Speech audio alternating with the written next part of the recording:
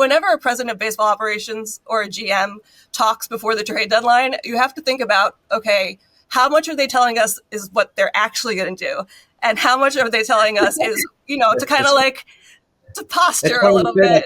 It's funny you say that because I told that to Ella. I said he's not going to show his hand. He's just going to say a couple of things out in front, and then he might surprise everybody. Everybody's talking about pitcher A, but then this pitcher's come out of left field that nobody talked about. Yeah, we were like saying that this morning. We were like, I was like, it's really hard to know what exactly will happen. He'd come out and be really sneaky, and like we'll never know. Right, because like if other teams know that, let's say, hey, actually we are kind of desperate for a center fielder, that would be nice.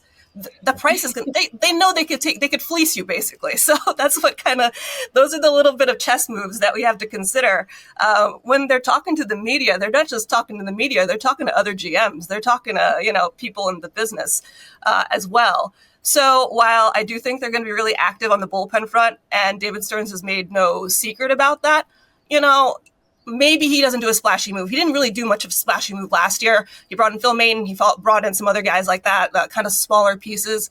But now, you see these reports and they're like, well, the Mets are looking at Eugenio Suarez. I'm like, yeah, everyone's looking at Eugenio Suarez. I mean, yes, obviously. But you do have to wonder, okay, is there something there? Is there something there with Cedric Mullins? Is there something there with Harrison Bader as options in center field? A guy like Dylan Cease would be like incredible, something like that in the rotation, because we're seeing how cautious they're being with Sean Manaea and Kodai Senga, especially in terms of the way that they're ramping up their pitch count. I'll just leave it at this. I am on the West Coast, and I decided to stay an extra day, not because I love the West Coast, even though I do, but because I can't be anywhere near a plane during the trade deadline. I have to be standing put. Yeah.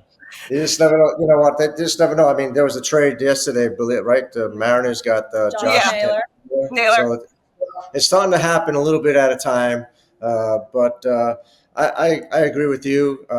You never have enough pitching. I always feel if you can get a starter, if you can get one or two relievers, and David has a history of not bringing up the splash guy, but he's bringing up some guys to fill in that spot.